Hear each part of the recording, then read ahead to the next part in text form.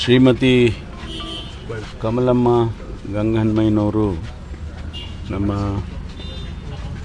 ಶಾಸಕರು ಆತ್ಮೀಯರಾದಂಥ ಮಾಜಿ ಶಾಸಕರು ಆತ್ಮೀಯರಾದಂಥ ಗಂಗಹನುಮಯ್ಯನವರ ಶ್ರೀಮತಿಯವರು ಅವರು ಇವತ್ತು ನಮ್ಮನ್ನು ಅಗಲಿದ್ದಾರೆ. ನಮಗೆಲ್ರಿಗೂ ಕೂಡ ಭಾಳ ಅತ್ಯಂತ ಪ್ರಿಯವಾಗಿದ್ದಂಥವರು. ನಮಗೆಲ್ಲ ನೋವಾಗಿದೆ. ಭಗವಂತ ಅವರ ಆತ್ಮಕ್ಕೆ ಶಾಂತಿಯನ್ನು ಕೊಡಲಿ. ಅವರ ಕುಟುಂಬದವರಿಗೆ ಅವರ ನಷ್ಟವನ್ನು ಭರಿಸ್ತಕ್ಕಂಥ ಶಕ್ತಿಯನ್ನು ಗಂಗಹನುಮಯ್ಯನವರಿಗೆ, ಅವರ ಮಗ ಮಾರುತಿಯವರಿಗೆ ಎಲ್ಲರಿಗೂ ಕೂಡ ಕೊಡಲಿ ಅಂಥೇಳಿ ಪ್ರಾರ್ಥನೆಯನ್ನು ಸಲ್ಲಿಸ್ತೇನೆ. ಅವರು ಸಾರ್ವಜನಿಕ ಜೀವನಕ್ಕೂ ಕೂಡ ಕಾಲಿಟ್ಟು ಜಿಲ್ಲಾ ಪಂಚಾಯಿತಿಯ ಅಧ್ಯಕ್ಷರಾಗಿ ಇಡೀ ನಮ್ಮ ಜಿಲ್ಲೆಯಲ್ಲಿ ಒಳ್ಳೆಯ ಕೆಲಸವನ್ನು ಮಾಡಿದರು. ವಿಶೇಷವಾಗಿ ನಮ್ಮ ಕ್ಷೇತ್ರದಲ್ಲಿ ಮಧುಗಿರಿಯಲ್ಲಿ ಮತ್ತು ಕೊರಟಗೆರೆಯಲ್ಲಿ ಜಿಲ್ಲಾ ಪಂಚಾಯಿತಿಯ ಸದಸ್ಯರಾಗಿ ಆಯ್ಕೆಯಾಗಿ ಜಿಲ್ಲಾ ಪಂಚಾಯಿತಿ ಅಧ್ಯಕ್ಷರಾಗಿ ಕೆಲಸ ಮಾಡಿದಂಥವರು ಜನಮನ್ನಣೆಯನ್ನು ಗಳಿಸಿದರು. ಭಾಳ ಜನ ಪ್ರೀತಿಯಿಂದ ಅವರನ್ನು ಕಾಣ್ತಾಯಿದ್ರು. ಅವರು ಇತ್ತೀಚೆಗೆ ಒಂದಿಷ್ಟು ಅನಾರೋಗ್ಯದ ಸಮಸ್ಯೆಯಿಂದ ಬಳಲಿಕೊಂಡು ಇವತ್ತು ಕೊನೆಯ ಉಸಿರನ್ನು ಎಳೆದಿದ್ದಾರೆ.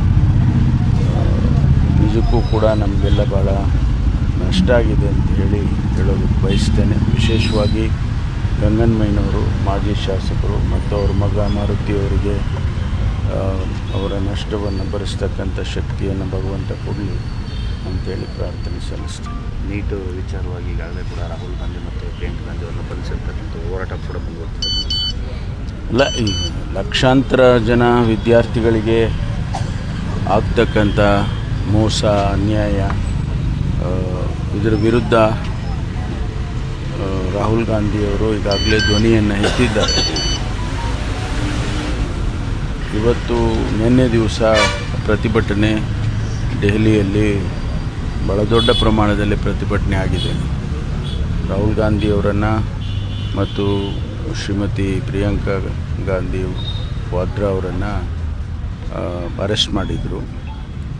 ಅದು ಸಿಂಬಾಲಿಕ್ಕಾಗಿ ನಾವು ಏನು ಹೆಚ್ಚು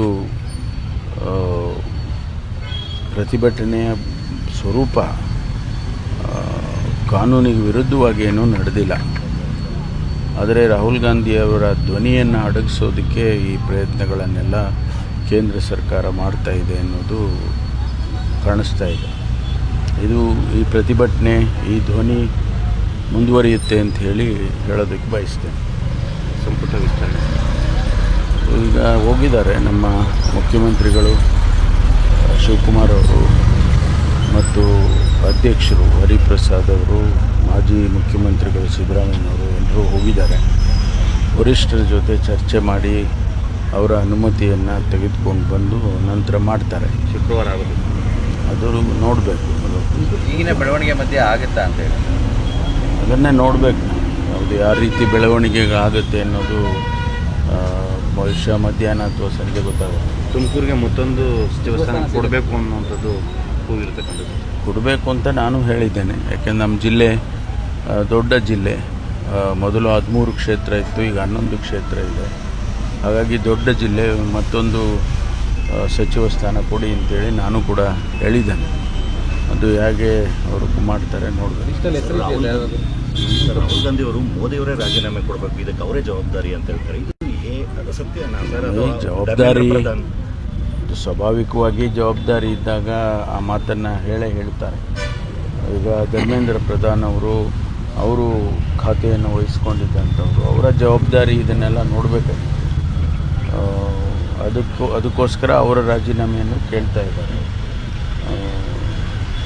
ಯಾರಾದರೂ ತಪ್ಪು ಮಾಡಿದಾಗ ಸ್ವಾಭಾವಿಕವಾಗಿ ಹಿಂದೆಲ್ಲ ಅನೇಕ ಜನ ಕೇಂದ್ರದ ಸಚಿವರು ಈಗ ರೈಲ್ವೆ ಆಕ್ಸಿಡೆಂಟ್ ಆದಾಗ ರಾಜೀನಾಮೆಗಳು ಕೊಟ್ಟಿದ್ದಾರೆ, ಬೇರೆ ಬೇರೆ ಕಾರಣಕ್ಕೆ ರಾಜೀನಾಮೆಗಳನ್ನು ಕೊಟ್ಟಿದ್ದಾರೆ.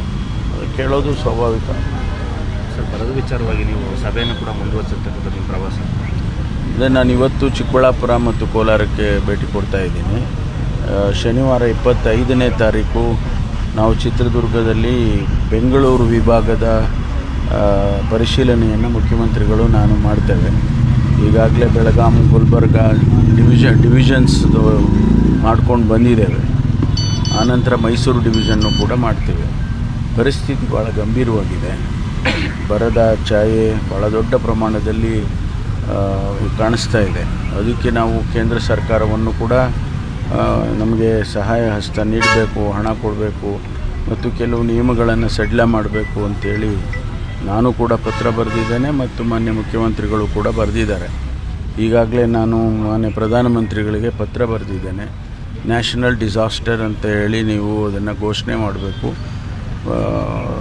ಆಂಧ್ರದಲ್ಲಿ, ತಮಿಳುನಾಡಲ್ಲಿ, ತೆಲಂಗಾಣದಲ್ಲಿ, ಮಹಾರಾಷ್ಟ್ರದಲ್ಲಿ ಎಲ್ಲ ಕಡೆ ಈ ಬರ ಹೆಚ್ಚಾಗಿದೆ. ಅದಕ್ಕಾಗಿ ಇದನ್ನು ಒಂದು ನ್ಯಾಷನಲ್ ಡಿಸಾಸ್ಟರ್ ಅಂತ ಕರಿಬೇಕು ಅಂತೇಳಿ ಬರೆದಿದ್ದೇನೆ.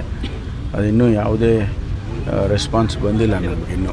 ಏರ್ಪೋರ್ಟ್ ವಿಚಾರ ಮತ್ತೆ ಮುನ್ನೆಲೆಗೆ ಬಂದಿರ್ತದೆ ಸರ್, ತುಮಕೂರಲ್ಲೇ ಮಾಡಬೇಕು ಅನ್ನೋದು. ಇಲ್ಲ, ನಾವು ಮೊದಲಿಂದನೂ ಕೇಳಿದ್ದೇವೆ. 25 ವರ್ಷದಿಂದನೂ ಕೂಡ ನಾವು ತುಮಕೂರಲ್ಲಿ ಆಗಬೇಕು ಅಂತ ಧ್ವನಿ ಮಾಡಿದ್ದು. ಆನಂತರ ಅದು ಬಿಡದಿ ಹತ್ರ ಆಗಬೇಕು, ಆಮೇಲೆ ಬೇರೆ ಬೇರೆ ಜಾಗಗಳನ್ನ ಗುರುತಿಸಿದ್ದಾರೆ.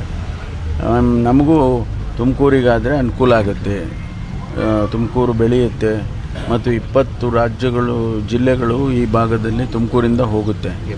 ಅದಕ್ಕೋಸ್ಕರ ಒಂದು ರೀತಿಯಲ್ಲಿ ಹೆಬ್ಬಾಗಿಲು ಅಂತೇಳಿ ಕರಿತೇವೆ, ಅನುಕೂಲ ಆಗುತ್ತೆ. Okay sir. ರಾಹುಲ್ ಗಾಂಧಿ